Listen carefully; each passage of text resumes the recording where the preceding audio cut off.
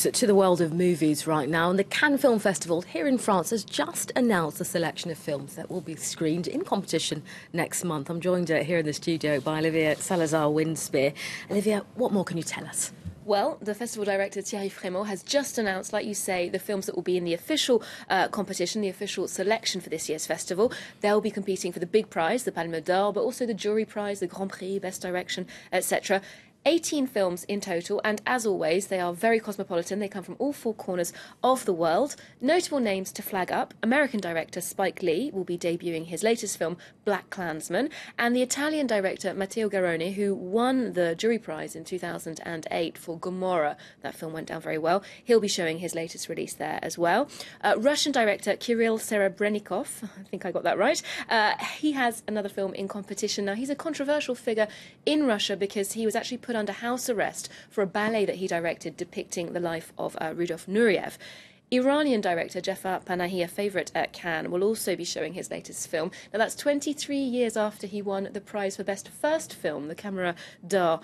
This film director has had extraordinary problems in Iran from the authorities. He's been arrested and imprisoned for his filmmaking activity. He's done amazing things to get his films made and smuggled out of the country to be screened abroad. In 2010, Cannes actually made him a member of the jury, but he wasn't allowed to travel to come and fulfil that role, so they kept an empty chair for him there. Technically, this year he won't be able to attend either, but the festival organisers say they're doing everything they can to get him a visa so he can be in attendance. As for the opening night film, we already knew that was coming from Ashghar Farhadi, another Iranian director. The film is Everybody Knows, starring Javier Bardem and Penelope Cruz, and we can get a little preview of that film already. Here's a clip. Tu madre y Paco estuvieron enamorados. ¿En serio?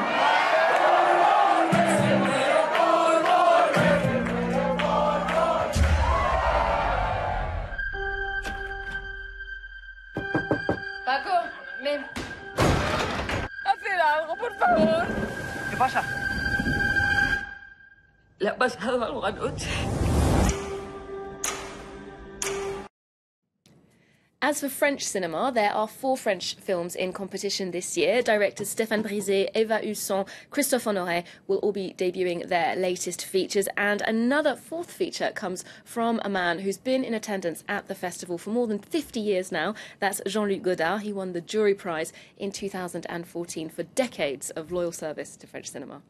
Yeah, well deserved there for him. All right, now some of this stuff we did kind of know before. Give us a recap of the info that we had. Well, what we know already about this year's festival is that the president of the jury this year is actress Cate Blanchett, and some people have said that choosing such a high-profile woman from the film industry was perhaps a deliberate choice in the wake of the Me Too controversy which has been going on. We also know what the poster for the Cannes Film Festival looks like this year. It's a still from Jean-Luc Godard's Pierrot le Fou movie with Jean-Paul Belmondo and Anna Karina kissing there in a very romantic scene. That was unveiled yesterday. And something else that was revealed yesterday is that Netflix, the streaming service, who some people see as a bit of an imposter at the festival, they won't be participating this year. This is because of a row that started last year when the festival's organisers wanted the Netflix features to have a French theatrical release at the same time. Netflix didn't want to do that, so now they're just calling it a day and they won't be present in Cannes this year. So is there a chance they'll be back next year? I think that there's going to be some big negotiations because the streaming service issue is really creating great waves in the cinema industry.